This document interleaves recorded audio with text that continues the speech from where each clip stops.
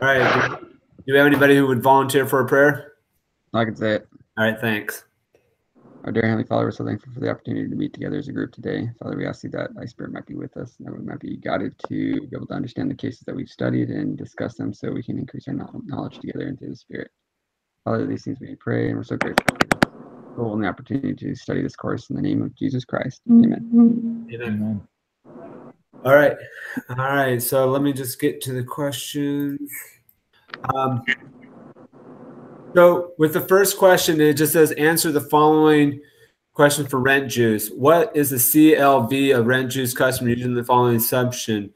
I just went ahead and got the formula right off the, I got a formula and right off the internet, not like the answer, but the formula. So the formula is average monthly revenue per customer times it by the gross margin divided by a monthly churn rate.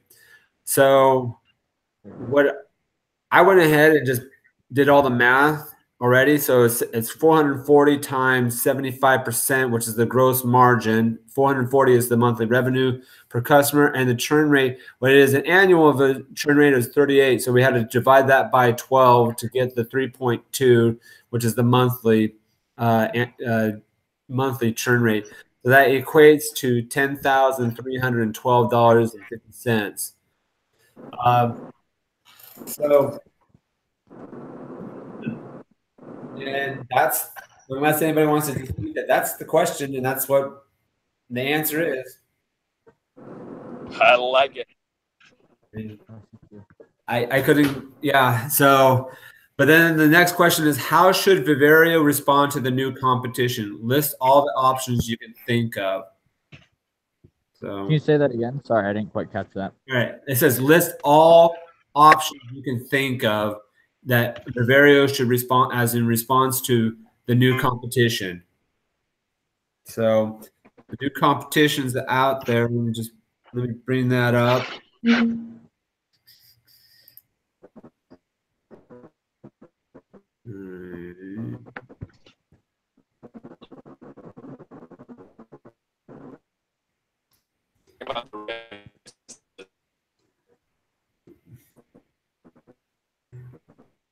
Do you say something, Austin?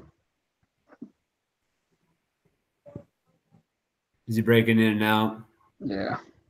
Yeah, I was thinking of me for a minute. I couldn't hear anything.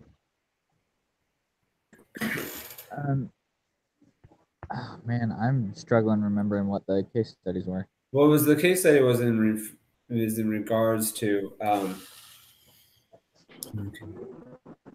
trying to remember this one myself. Is it rent juice or is it the Cloudflare? The rent juice. So we're talking about the competition is the landlord market, right? Yeah.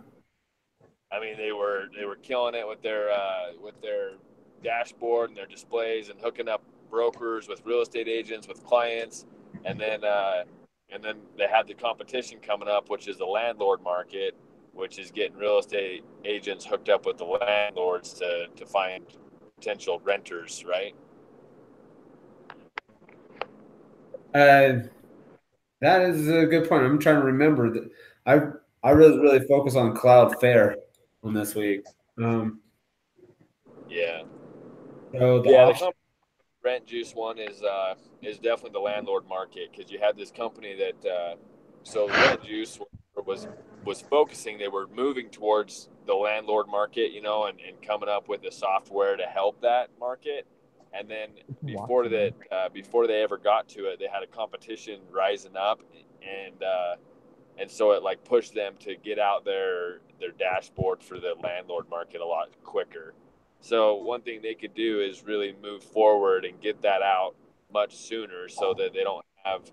I mean, they have a lot of the market share now, but they need to like get on top of it and get the landlord market while they're still like top one.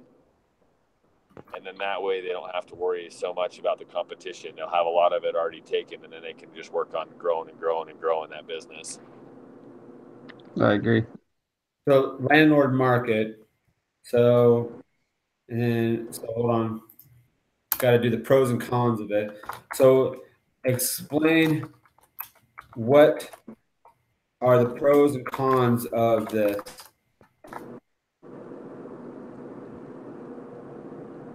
Of doing that. Yeah, what's the pro is the fact that they were, when I heard you, excuse me, was that they were able to get inside a market that is untapped, is basically what you're trying to say? Yeah, yep.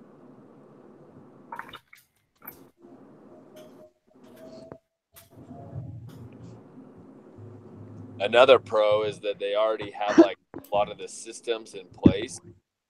They already have a lot of the market share in the rent business, and so it wouldn't be terribly hard to incorporate it.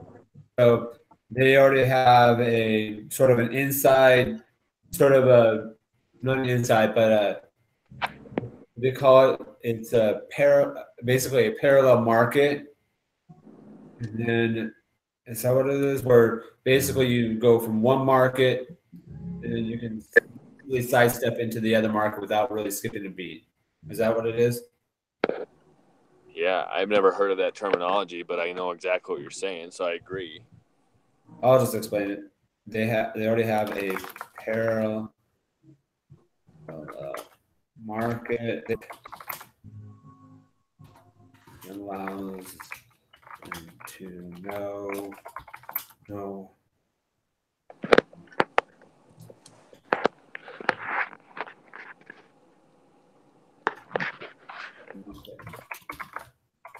As a whole, not specific.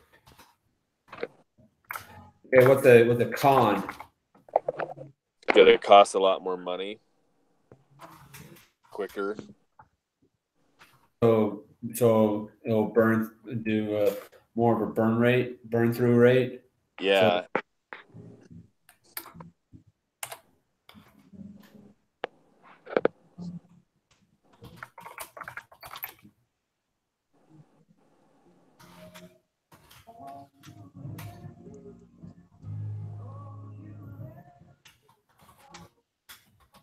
Okay.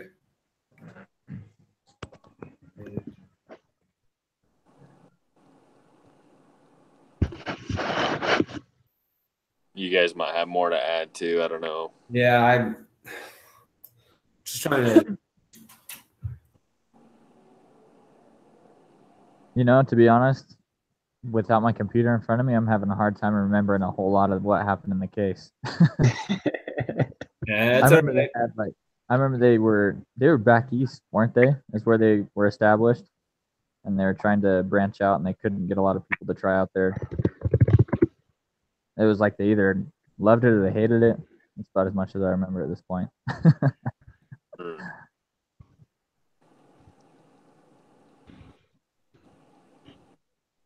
I'll get something to pop up in mind now. Hold on, let me just get my whole. No, you're good. And I remember it too. They had that $5 million. Was it $5 million or 500,000? No, it's $5 million, I think. So they had that the investors that wanted to invest in it, and so the guy, the owner, forget his name, but he was like, he was trying to decide if that's what he wants to do because they have like tons of cash basically, and he can do it, but they're worried that like once they jump into it, they're going to probably need a lot more cash than what they anticipate, especially since the competition's coming up.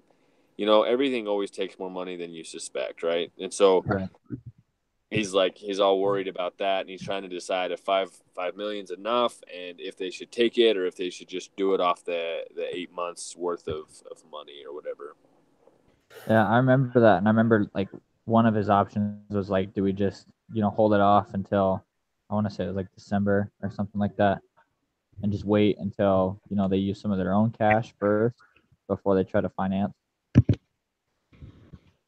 I remember that. That's what I said as the option. I thought that they should hold off for a little bit because it's saying like when you have the money, it's a lot easier to spend it on things that aren't as important. But when you have the tight money, it goes towards things that are necessary, that type of thing. And you guys are talking about like the real time, right? The new product for the landlords. Yeah. Yep. Gotcha. Okay, so what now this is all coming back to me in all this. One of the problem was is Viveria was he enjoyed the market of being a in the real estate, but he had no idea how he didn't know much about computer and the software industry. So he brought in Shaw, who became a co-founder with him. Then next, the problem was they had a great product. The problem was convincing people to take it, and so they hired a guy named Matt Gidney, who was their salesperson, and that's when they started making leaps and bounds with junior and senior analysts. So what the problem was, what I put in this was where the now I remember. So how should Viveria respond to the competition? List is landlord market. However, one of the things that they should do is making sure that the product can get out there, and that was one of the problems that they're facing is they wanted more money. Right now, they're in the negative. No, that's Cloudflare. It was in the negative, but they're not really this one. They're not making a lot of money right now because they can't convince people to take their product. The product was superior. It was the head of the game, but they just didn't know how to get it out besides word of mouth. So my feeling is you're right. The landlord market is where they need to go next. Other than that, I really don't know what else there is to go after to get the money. Well, and that's just it, though. I mean, if you read on later, Rent Juice was acquired by Zillow, right? So Right. they eventually got the landlord market going or whatever, and then there was just not probably the growth that they needed to sustain the company, and then they eventually sold to Zillow for $40 million. So, I mean, whatever, but. So I think so. At this point, it says the course of action as a group. What should we decide? I think our best is just we don't have a whole lot to list, but it's just make sure that they have good junior and senior analysts pursuing the market and gobbling up the landlord as they can to get the sales.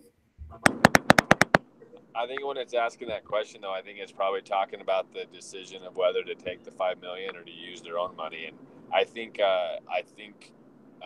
Tanner's I liked his perspective on it of like having tight money because you do manage money better when it's tight.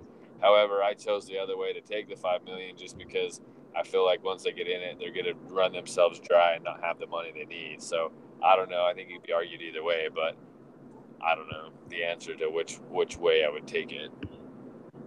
Yeah, I agree with both there. Like, I thought the same thing, that they'd run themselves dry, but where it's kind of hard though, because hindsight's 2020, and like where I know that they're being bought out by Zillow, I'm like, oh, we'll just use your money, and then you don't have to spend as much, and then you have an extra $5 million. Right. Yeah, totally. However, even though you take the $5 million, you don't have to spend it. Even though you're giving up, I guess equity. I'm learning through all these case studies that if you don't take that money, you're not able to expand at the rate you need to get attractive. Right. It gives you like the leverage you need in order to grow in ways that you couldn't grow on your own. You can grow organically, or you can grow with a lot of seed money. So, I personally probably would do it with my own money. That's just who I am. But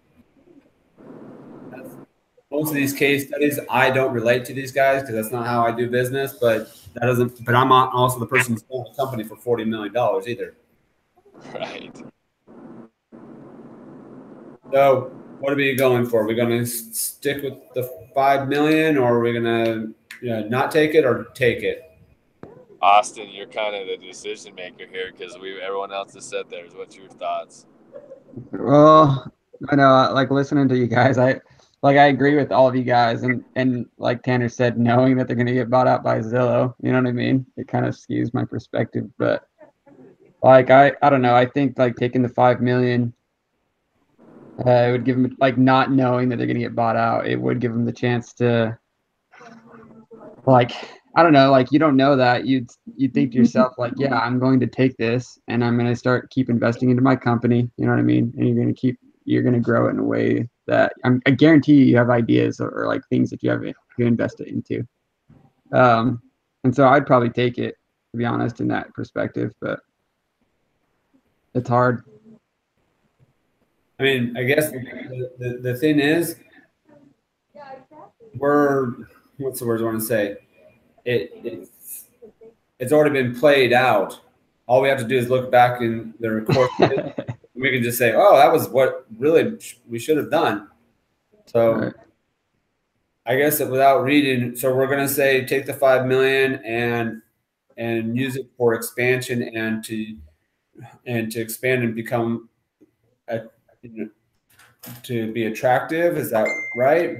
Yeah, like in this scenario, as long as we back it, because I think like Austin said, we have evidence for both. But yeah, we can go that route and just say we're going to use it in order to be more competitive and build up organizational structure within our company.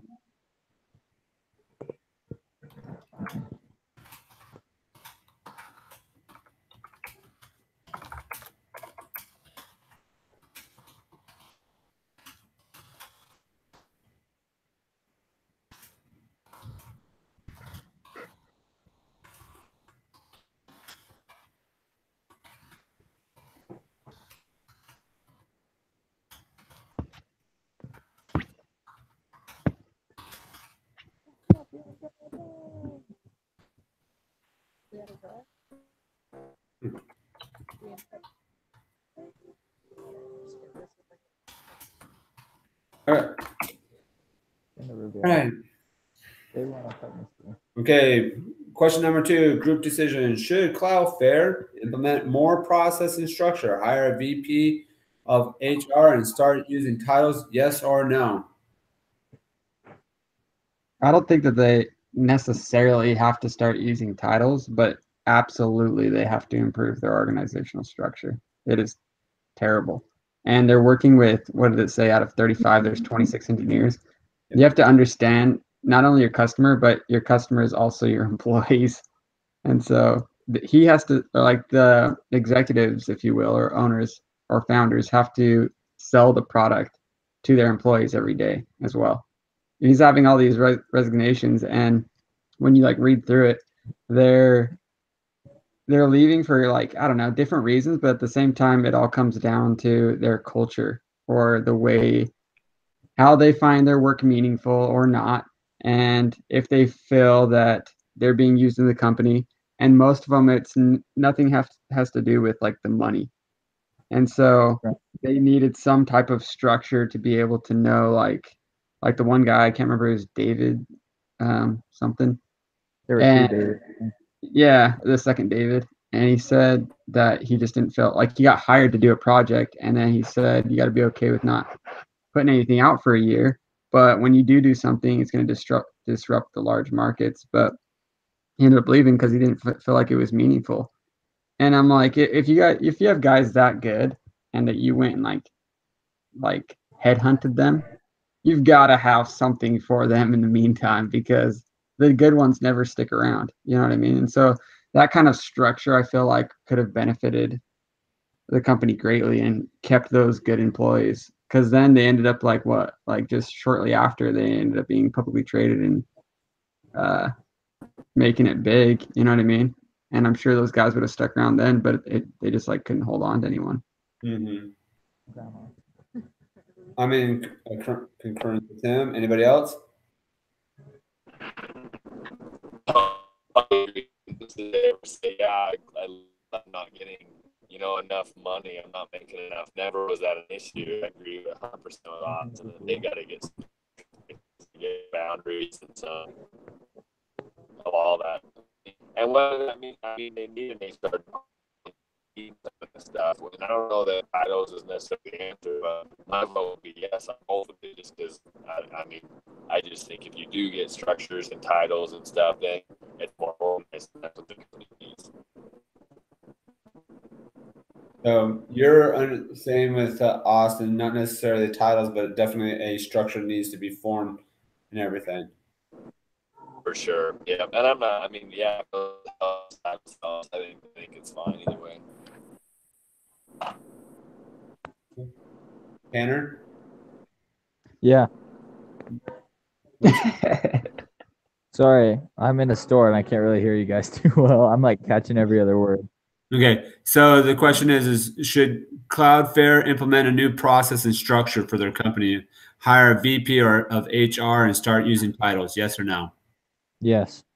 I Okay. said yes to the HR. Okay. Well, I'm going to agree with that. I'll write that up. And the next question is after this part is should they slow down growth? Yes or no? I don't think that you necessarily have to slow down growth. If they just build a good foundation that they can become stable on, then the growth's okay. Yeah, I agree with that. I think, when you establish that foundation, then you can grow as fast as you want. But if you try to grow before that foundation's there, it's just going to fall apart, which I think is what they did right off the bat. They just tried to grow and they had all these awesome people that would have been super useful, but they didn't have that foundation. So everybody just bailed. So I'm on the bench on this one. I would actually, I'm more leaning towards they should slow down growth so they can take a little bit of time to reorganize and structure their company so that their company can maintain itself, because it's really these co-founders that are really running the company. Now, if ever one of them died or heaven forbid of that nature, the company will die with them. So sometimes they need to take the time to reorganize, because right now they're not making any money. They're losing people. I mean, yes, they're getting a lot of revenue, but from what I read, they're like $2.5 million in the hole. Well, I think it's something to take note of. Like, you're talking maybe about two different types of growth. Should they slow down how much growth they're getting in the market and their revenue stream? Or should they slow down, like increasing at that rate, but not slowing down to take a second to establish their organizational structure? You know what I mean? Yeah, I mean, they're still going to keep selling, just not at the rate that they're growing, because I think they're emphasizing too much on let's push our product, push our product, push our product. But yet, what happens is you start getting all these Indians out there and no chief, and they're starting to like, who's supposed to be doing what, and that's when it internally it collapses. Right. So I think that if like they were to keep growing with the market, but then take a second, step back, get the HR going, get like a solid culture while it's still easy at 35 employees. Mm-hmm. You know what I mean? Which I think that they could do it quickly within like weeks or so. Yeah. You know what I mean? Then it's okay. If it were all big, like 200, then it'd be way too hard. But yeah, with the 35, I think it's definitely doable. And another reason I think that it's fine with the growth is the engineers are leaving because they don't find meaningful work. Nothing's like too hard for them. It even said in the cases that some of them are looking for like complex problems to solve. So they're kind of like bring it on type of attitude. They're fully capable. I would say that we could slow down if they were finding a lack of talent, but that's not the case, in my opinion. Okay, so we can slow down just enough to get the HR and the structure put into place, and then from there we can. And then I think also one more thing that they really, I don't know if there's a clear vision for the company. And I think that's another thing that's what's going to help them implode is that they're not going to have that ability to keep. People are going to be like, okay, what do we do next? What do we do next? It's like they're not being challenged because there's nothing to challenge them. Because the founders are just like, this is a really cool product. Well, we've already mastered it. Can we give us something else? What's our goal? I don't know. Hey, Joe, real quick. Austin just called me and said that he got removed from the phone call. So do you want to send him another invite? Can do. It said that we basically kicked him out, but I know we didn't do anything. Well, that's what you don't know. I might have known. Yeah. I think that's why he called me. He's like, dude, I think Joe just kicked me off the phone call. I'm like, no, he didn't. We just grabbed his email again. It's funny. I can hear him crystal clear on the phone, but through this, I can't hear him very well. Okay. Probably just doesn't have good data wherever he is. You guys are both driving right now? Yeah. That's the benefit of online classes, I guess. It's like the only benefit. Well, and you can do assignments at your own time. It's like due at like 1 in a week, which is I don't know, man. Like, I would completely agree with that back in the day, but nowadays, I swear, like the way it's set up through BYUI, like I still, even in class, like I do my homework the exact same time as I do my online class homework. You know what I mean? Like, it's still all online. Like, I don't know. Well, when was the last time you turned something in class? You know? But that's true. But I get what you mean. Like, in class, like we have to be there and be present, like when they say, you know. So it's nice to have the online flexibility. So when you're in class, I mean, I feel like there's a lot more work in online than there is. Well, I never took class at BYU, but I did at my community college, and I felt like the workload at my community was a lot less than the workload here, not because of what was required. They just want more busy work. I would say the best way to describe it is generally online classes do have more homework. However, you can find like amazing exceptions where certain professors online are just like so much easier than everything.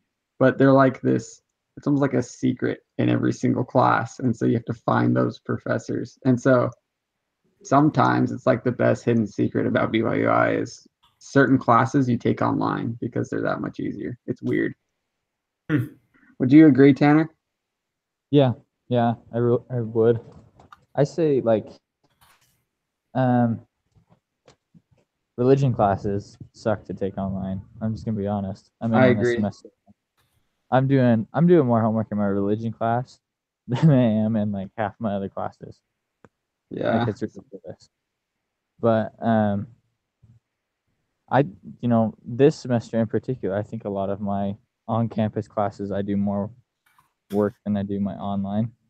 But I have all my emphasis classes for marketing this semester, so.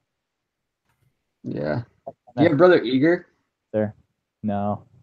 Oh, dude, I freaking love Brother Eager. He was my sensei for IBC. Oh yeah. Brother Eager. Dude, he's so cool, man. Did you know he created stuffed crust pizza for Pizza Hut? I didn't. And basically the entire about it. Yeah, like I mean, well, he did it for Pizza Hut, but they were the first in the world, like in the US, you know. So he like basically was the creator of stuffed crust pizza. It's pretty cool. And he created the Grand Slam for Denny's. Yeah, serious. I remember him talking about his marketing for Pizza Hut. And like, I remember he said one time they had he's like looking for ways to be unique, and like there's all sorts of stipulations. So they put a Pizza Hut sign on a guy on a bike, and they just drove around. Yeah, he's a creative son of a gun, man. He's a cool guy. Anyway, we might as well continue. I don't know if Austin's getting back on. Well, I sent it to him, so hopefully. Okay. Let's just keep going. He's good. All right. So one more last question. That's it. Okay. Sweet. Discuss what will happen to the company under your recommendations. What will happen to the culture and motivation of the current employees, and what will have happen to the cost structure and therefore profitability of the company. All right. Discuss what will happen to the company under your recommendations. We sort of answered that. Okay. What will happen to the culture and motivation of the current employees? It'll be better because they'll have someone to go to. Okay. So you're saying, I mean, some of these, one fear is, I agree, there will be a leader to report to and help them increase their progress. But one thing that could happen in reverse is these people have been very self-directed, and everything. That's one of the reasons why they may be with the company. So we might actually lose some of the employees. I don't know. Your thoughts? Yeah, I mean, I think it's possible, but I think like, and maybe you just kind of have to ease into it, and you just do, you know, some of the employees are like only the, managers get titles, and then everybody else stays the same, so that, it's kind of a 50-50 split between titles and no titles. You know what I mean? Mm-hmm. And just kind of ease your way into it, as opposed to just, okay, you're the peon now, and everybody else is your master type thing. Nice. I feel like too, we mentioned this earlier, but since it's such a small company, it'd be easy for the founders or the executives or whoever to just go and like have your daily conversations with these guys. You know what I mean? It's all about the delivery and the emotional and social intelligence that you bring to the field, you know? So I think that like, yeah, you can implement like whatever your organizational structure is, awesome. I'm sure there's one better than the other, but whatever. But it's like the delivery and how you talk to these engineers or talk to the people who are leaving. Like, all right, did they just get up one day and just decide to leave, or were they actually complaining for a while? Was anyone listening to them? You know what I mean? That's just like not human nature. Truly, they were thinking about this for a while before they just decided to go. And it said even in some of them that they had meetings to like change some things, but everyone like fought against it. And it's like, okay, well, this is the consequence, then I'm leaving. You know? Yeah. So if they just talk to them, then I feel like any structure that they implement, like Tanner was saying, like you can ease into it a lot better. No, I agree. I totally agree. So, okay, there will be a leaders to report and help them increase their progress. If the owners of the company are able to present the new ideas, this could help provide a better environment, better easement into the new structure.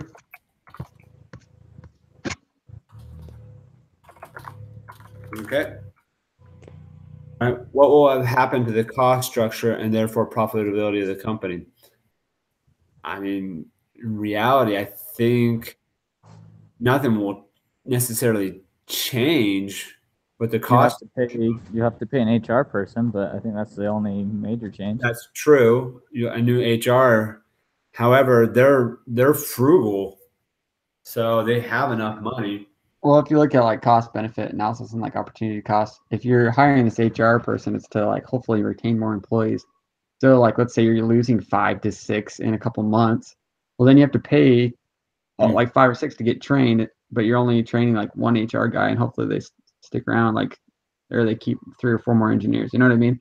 So in reality, the idea of it is to save money, you know. But, no, I agree. I don't know. It's like one of those initiatives that you spend money on and you end up with a higher cash flow at the end of the year because you spent money.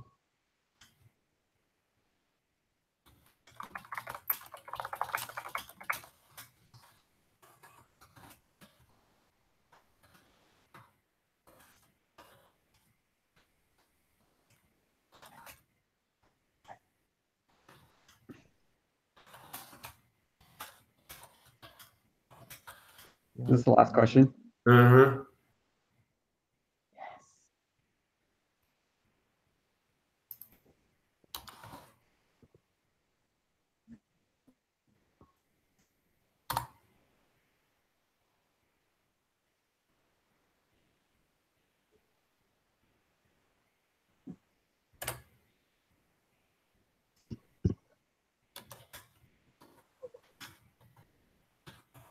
Okay. Okay. All right. All right. That's about it. I mean, unless anybody got any more, what will happen to the cost structure and therefore profitability of the company? So we're saying that there's an opportunity for potential growth because they're going to retain their customer employees. Each employee there longer gives more value to the company, basically, right? I mean, in a perfect world, yep. Okay. We're just going to leave it at the perfect world. Perfect. Okay. All right. That's about it. I'll doctor this up. I just wrote some notes down, and I'll come back and rewrite some of it to be in more clarity. Awesome. All Thanks, right. Joe. All right. Is there anybody else got anything want to say or anything like that? You can probably stop recording, but we should discuss